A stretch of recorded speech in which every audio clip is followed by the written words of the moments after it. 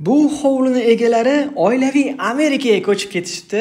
Endi mana shu hayhotdek hovlab qolibdi, hech kim yashamayapti ekan.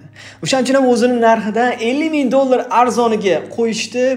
Olgan odam maza qilib yashasin, baraka topsin, katta oilalarga juda ham mos deyishdi. 750 kvadrat metr bino maydoniga ega bo'lgan mana bu 5 sotuvli hovlimizni bugun sizlar bilan ko'rib chiqamiz. Yashil maydonlariga ega katta bir darvozaxonalari, shinamgina hovlilari qilingan ekan. Mana bu hovlisiga ishonmanglar, bundan tashqari ham xuddi shunaqa orqa tomonda hovlilari qilingan. Orqa tomonda bo'lsa yozgi oshxonalarigacha bor. Yon tomonidan orqa hovlisiga o'tsa bo'ladi. Undan tashqari bino ichidan ham o'tish joylari qilingan ekan. Yo'lakchadan ko'ryapsizlarmi? Ajoyib bir mualliflik fasadi, avtomatik ochiladigan darvozalar kenggina qilingan, kerak bo'lsa ikkita mashina bir vaqtning o'zida kirib chiqish uchun sharoitlari bor. Ya'ni, masalan, aka-uka bitta hovlida yashayapti-da, ishdan vaqtliroq kelib ichkariroqqa qo'ygan mashinasini, ukasi keyinroq kelib orqasiga qo'yib qo'ygan. Endi akasi ertalab vaqtliroq chiqib ketaman desa, orqasida mashina turibdi.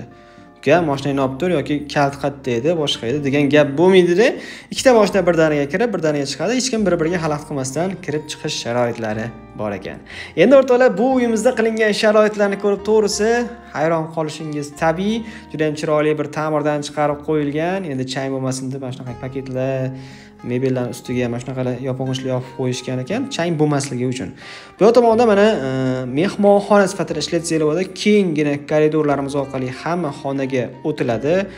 Ota-onalar yotoqxonasiga marhamat qilamiz. Bismillahirrohmanirrohim. Mana shunaqa chiroyli bir yotoqxonalarimiz bo'lyapti. Faqatgina chiroyli bir zamonaviy ta'mirdan chiqarilgan bitta minusi mana bu qo'yilgan mebellarga qaranglar. Buni ranglari bu uyning dizayniga mos kelmagan-ku, to'g'rimi o'rtoqlar? Endi meni fikrimda, sizlar nima deb o'ylaysizlar? Agar mana shunaqa hovlini egasi bo'lib qolganinglarda shunaqa qizil mebellar qo'ygan bo'larmidinglar?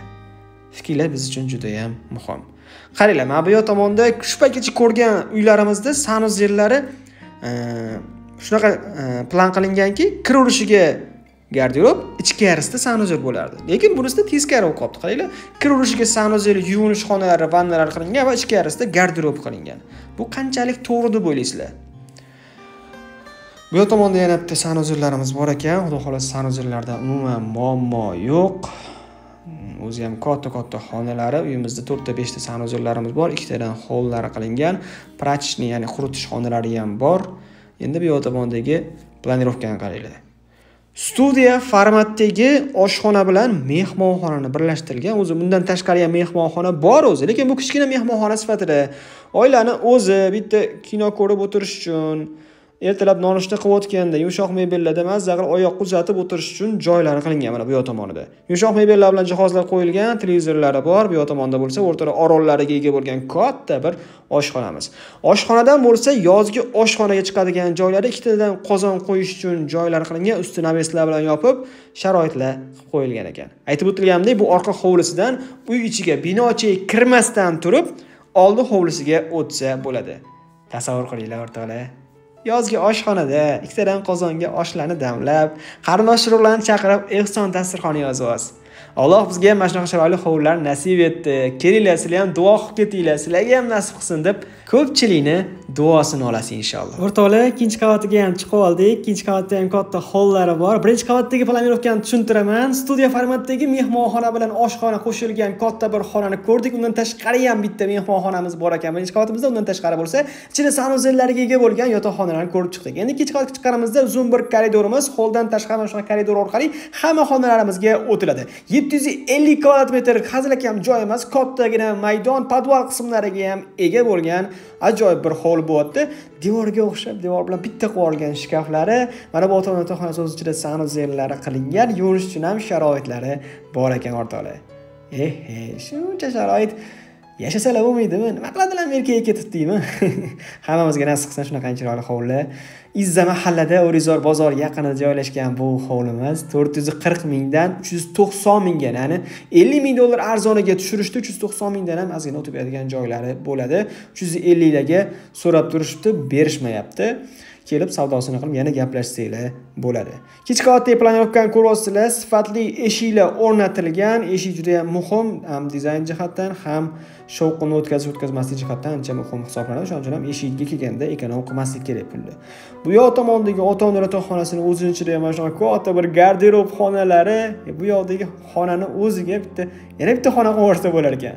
Alohida dushlari qilingan, noodatiy dizayn bo'libdi. Ichkarida hojatxonasini bitta alohida eshik orqali ajratib qo'yishibdi. Ikkitadan rakvinalarigacha bor ekan. Birinchi qavatda e'tibor bergan bo'lsanglar, o'rtoqlar, kir yuvadigan bitta alohida xona ham bor ekan, rakvinalargacha qo'yilgan ekan. Planirovkaga to'g'risi 5 ketdim.